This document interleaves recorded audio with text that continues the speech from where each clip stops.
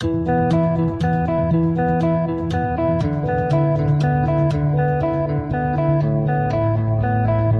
malaria disease-free zone started in 2011. Assessment was done to all endemic municipalities and cities reporting 0 indigenous cases. The malaria disease-free zone for municipalities and cities has been initiated and implemented in Region 11 only. In this light, a regional evaluation committee was created to undertake the task. The following are the criteria for assessment of municipal disease-free zones. Number 1, malaria status for municipalities and city. 0 confirmed malaria indigenous cases past 5 consecutive years, equivalent to 10%.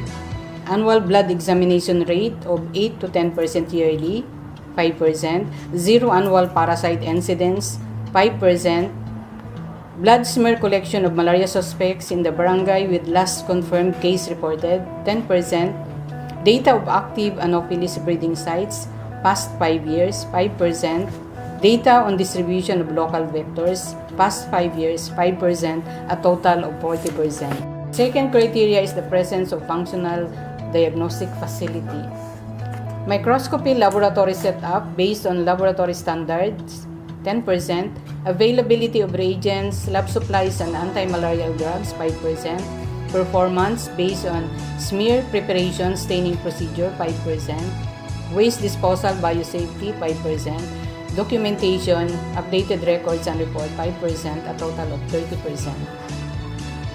The third criteria is employed medical technologists trained in malaria microscopy. Certificate of training on basic malaria microscopy, 5%. Certificate of refresher course attended, past 3 years, 5%. Actively submitting slide for validation on quality assurance system, 5%, a total of 15%. Fourth and last criteria, annual report. Vector control data for the past 5 years, 5%. Blood smear collection data, past 5 years, 5%. Health facility inventory report, 5%. With functional surveillance system, with activity sustaining malaria-free status equivalent to 15%. In 2014, we have declared municipalities and cities as malaria-free for a total of 16 municipalities. 10 municipalities in 2015 and the province of Davao Oriental.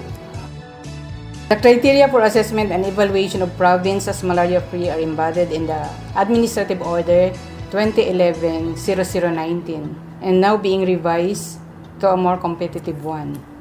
The 3 stages of assessment and evaluation. Number 1, pre-assessment. After 4 years of reporting 0 indigenous cases, the provincial pre-assessment shall be undertaken by the Provincial Health Office to assess its readiness to apply for evaluation. Number 2, malaria-free evaluation.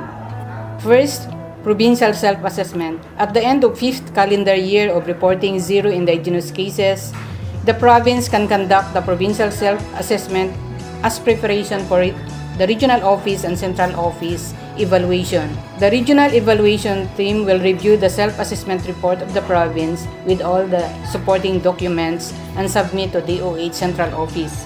Upon receipt of the recommendation and malaria evaluation report, the central office shall review the completeness of all documents. The third is the evaluation of National Committee for Declaration. This shall be created and composed of independent individuals who are not directly involved in the implementation of malaria control and elimination program, such as offices of the Department of Health like Epidemiology Bureau, Bureau of Local Health Systems, Health Promotion and Communication Service, World Health Organization, Research Institute of Tropical Medicine, ACT Malaria, and other partners. The specific criteria for assessment and evaluation of the province as malaria-free.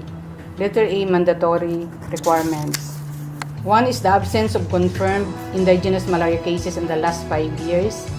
Presence of functional malaria elimination and response hub. Presence of functional system for diagnosis and treatment of malaria.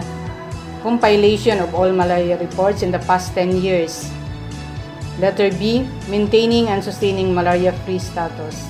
The province and its municipalities shall prevent the reintroduction of malaria transmission by ensuring the functionality of the Malaria Elimination and Response Hub.